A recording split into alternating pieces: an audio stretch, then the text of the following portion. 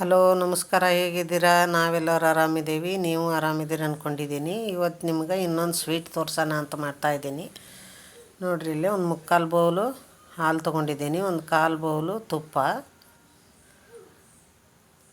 ಆಮೇಲೆ ಒಂದಿಷ್ಟು ಗೋಡಂಬಿ, ಆಮೇಲೆ ಒಂದು ಬೌಲ್ ಹಾಲಿನ ಪುಡಿ, ಕಾಲು ಬೌಲು ಸಕ್ಕರೆ.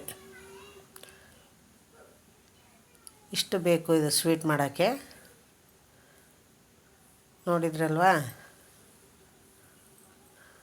ಇವಾಗ ಒಲೆ ಮೇಲೆ ಒಂದು ಬಾಣಲಿ ಇಟ್ಕೊಂಡು ಅದು ತುಪ್ಪ ತೊಗೊಂಡಿದ್ದೀವಲ್ಲ, ಒಂದು 2 ಸ್ಪೂನಷ್ಟು ಆ ತುಪ್ಪನ ಬಾಣಲಿಗೆ ಹಾಕ್ಕೊಳ್ಳೋಣ. ಅದು ಕರಗ್ತಿದ್ದಂಗೆ ಹಾಲು ತೊಗೊಂಡಿದ್ದೀವಲ್ಲ, ಹಾಲು ಹಾಕ್ಕೊಳ್ಳೋಣ. ಅದಕ್ಕೇ ಸಕ್ಕರೆ ಹಾಕ್ಕೊಳ್ಳೋಣ. ಹಾಕ್ಕೊಂಡು ಚೆನ್ನಾಗಿ ಒಂದು ಸರಿ ಎಲ್ಲವನ್ನು ಕೈ ಆಡ್ಕೊಳ್ಳೋಣ.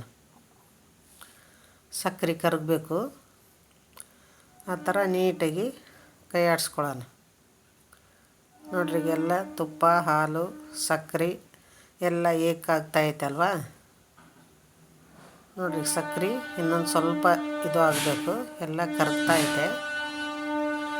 ಈಗ ಅದಕ್ಕೇ ಹಾಲಿನ ಪುಡಿ ಹಾಕ್ಕೊಳ್ಳೋಣ.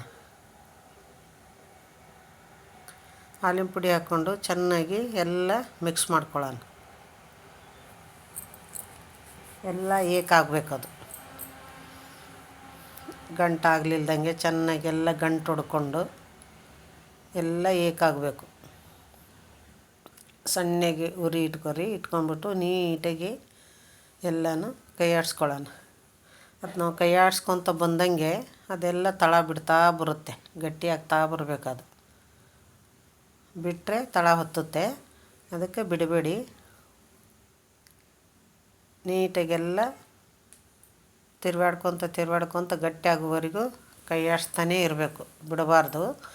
ನೋಡಿರಿ, ಈಗ ಹಂಗೆ ತಳ ಬಿಡ್ತಾ ಇದೆ ಅಲ್ವಾ, ಇನ್ನೂ ಗಟ್ಟಿ ಆಗ್ಬೇಕದು. ಯಾಕಂದರೆ ಕೈಯಲ್ಲಿ ಹಿಡಿದ್ರೆ ಉಂಡೆ ಆಗಬೇಕಲ್ಲ, ಆ ಥರ.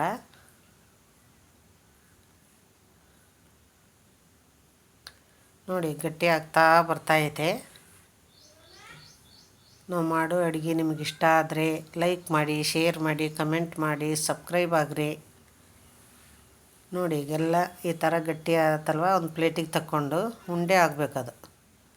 ನೋಡಿ, ಈ ಥರ ದುಂಡಿಗೆ ಮಾಡಿದರೆ ಉಂಡೆ ಆಗ್ಬೇಕು. ಆ ಥರ ಮಾಡ್ಕೊಂಬಿಟ್ಟು ನೀವು ಯಾವುದರ ಡಿಸೈನ್ ಮಾಡ್ಕೋಬೋದು. ಅದನ್ನು ನಾವು ಹಿಂಗೆ ಗುಂಡೆ ಮಾಡಿ ಅದನ್ನೇ ಉಂಡೆ ಥರ ಮಾಡಿಬಿಟ್ಟು ಒಂದು ಕೈಲೇ ಹೆಬ್ಬರಳಲ್ಲೇ ಅಮುಕಿದ್ರೆ ಪೇಡೆ ಥರ ಆಗುತ್ತೆ.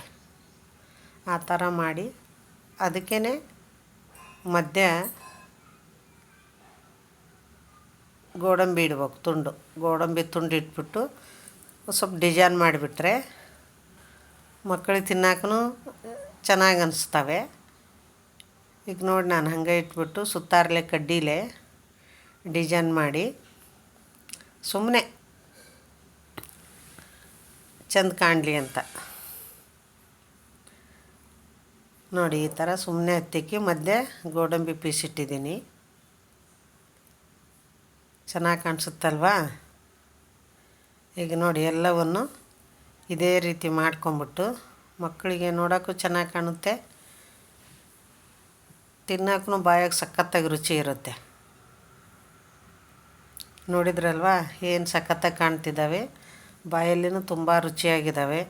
ನೀವು ಒಂದ್ಸರಿ ಟ್ರೈ ಮಾಡ್ಕೊಳ್ಳಿ, ನೋಡ್ಕೊಳ್ಳಿ, ಮಾಡ್ಕೊಳ್ಳಿ, ತಿನ್ಕೊಳ್ಳಿ. ವಿಡಿಯೋ ನೋಡಿದ್ದಕ್ಕೆಲ್ಲರಿಗೂ ನಮಸ್ಕಾರ.